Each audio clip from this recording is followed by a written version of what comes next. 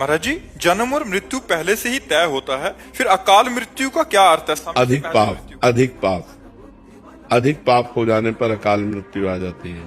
जैसे जन्म और मृत्यु का हमारा समय तय है, वो जवानी में भी मर सकता है, बुढ़ापा भी मर सकता है, पर जो अचानक अकाल मृत्यु होती है जिसकी, वो अधिक पाप बन गया, कोई महत पाप बन गया, महान पाप बन गया, तो तत्काल आयु को छीन करके उसका नाश कर देता है।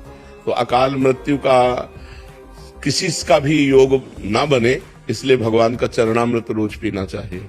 भगवान के चरणामृत का प्रभाव है अकाल मृत्यु हरणम सर्व व्याधि विनाशनम श्री कृष्ण पादोदकम पीत्वा पुनर्जन्म न विद्यते।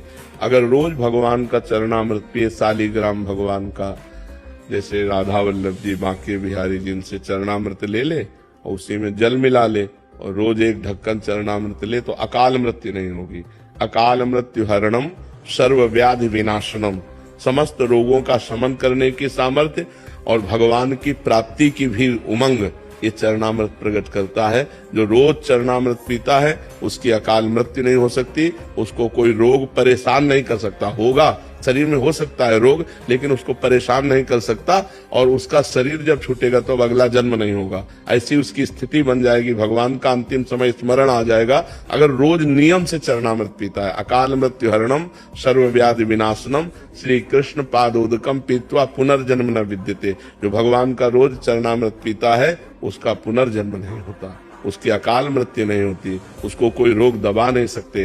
नहीं तो अपने द्वारा पाप ऐसे बन जाते हैं। अब जैसे गर्भ हत्या है, भ्रूण हत्या है, स्त्री हत्या है, वृद्ध हत्या है, कई ऐसी हत्याएं हैं, कई ऐसे पाप हैं जो महत पाप बन जाते हैं और जीवन बर्बाद हो जाता है। जीवन, आजकल तो लोग विचार ही नहीं करते कि पाप हो रहा है, तो जहाँ पाप बन जाता है इस जन्म में तो दुर्दशा होगी, और जब अगले जन्म में लेंगे तो भारी दुर्दशा इनकी होगी। अब ये उस समय भले कोई पाप न कर रहे हो, तभी लगता है कि यार देखो इस आदमी को कितना कष्ट, लेकिन ये वही आदमी है।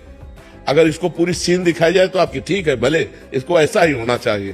तो जो दंड मिलता है ना, जिंदा जल गए, ट्रक में पिस गए, अब ये सब वही हैं। अब इस जन्म में आए घूम के तो अच्छे आदमी है, भले पाप नहीं कर रहे, लेकिन पूर्व का जो पाप है वो पीस देगा, वो जला देगा।